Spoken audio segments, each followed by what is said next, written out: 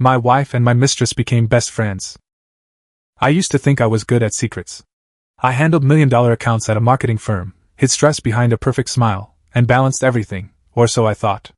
My name is Daniel Reed, and I learned the hard way that no secret stays buried forever. On paper, my life looked flawless. My wife Elena was a successful interior designer, elegant, composed, and too smart for her own good.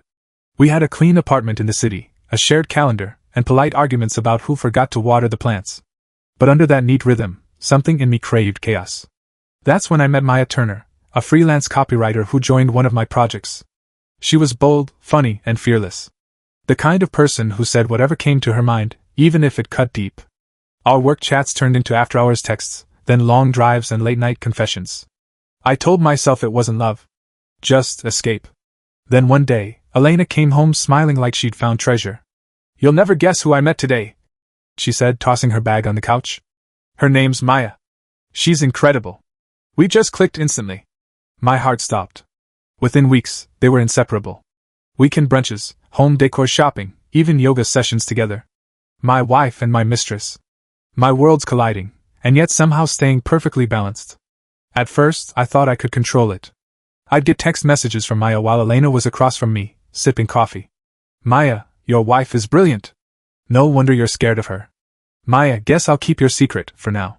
That "for now" terrified me. But Maya never exposed me. Instead, she leaned into the game. She'd compliment Elena, help her cook, even give her advice about men who lie. I started sleeping less. Every conversation felt like a test I was failing. Then came the dinner. The night everything fell apart. Elena had cooked for the three of us, candlelight, wine, the perfect trap disguised as a meal. I tried to act normal, but Maya's eyes were sharp. She kept smirking, sipping wine like she knew something I didn't. Halfway through dinner she said, "Elena, your husband's quite the storyteller. He could convince anyone of anything." Elena smiled. "Oh, I know." The tension was suffocating. Maya leaned forward, her tone teasing. "Maybe that's why he was so good at lying to both of us." The room froze. My fork slipped from my hand. She placed her phone on the table. On the screen, photos of us. Conversations. Proof. I turned to Elena, searching for panic. There was none. "I know," she said softly. "I've known for months." Maya looked confused now. "You what?" Elena stood, calm and terrifyingly composed. "You both thought you were playing me. But I've been playing you." She looked at Maya. "You wanted to get close to me? You did. Maybe close enough to forget who was pulling the strings." The next morning, Maya was gone. Her apartment, empty. Her number, disconnected. And me? I came home to silence. Elena had moved out, leaving only a box on the table. Inside were divorce papers, a key, and a note that read, "You taught me deception. I just mastered it." Then, 2 days later, an email appeared in my inbox. From Elena Reed. Subject: Final lesson. "I sold the pitch you and Maya were working on. It's mine now. You shouldn't have shared company files on a personal drive. I'd just been fired. The project, my career, my credibility, gone." I sat staring at the screen for what felt like hours. That's when another message came in.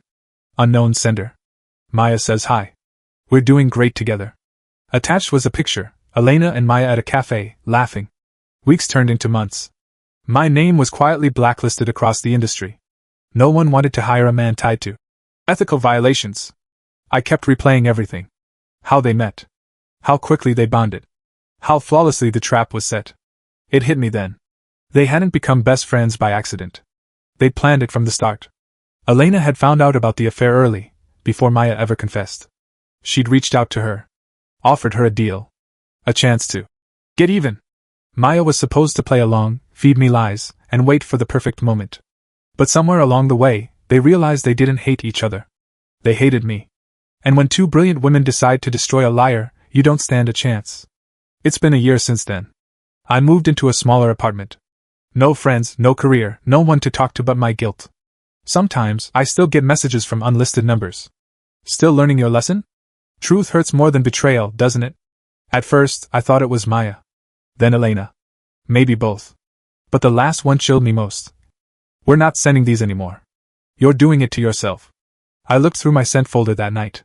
Every message, from my own email. I stared at the reflection on my screen. Hollow eyes, pale skin, a man I didn't recognize. Elena once said that lies always echo back. I used to think she meant it metaphorically. Now every night I hear my own voice whisper in my sleep. We're doing great together. And I can't tell anymore if it's guilt. Or if they're still out there, watching.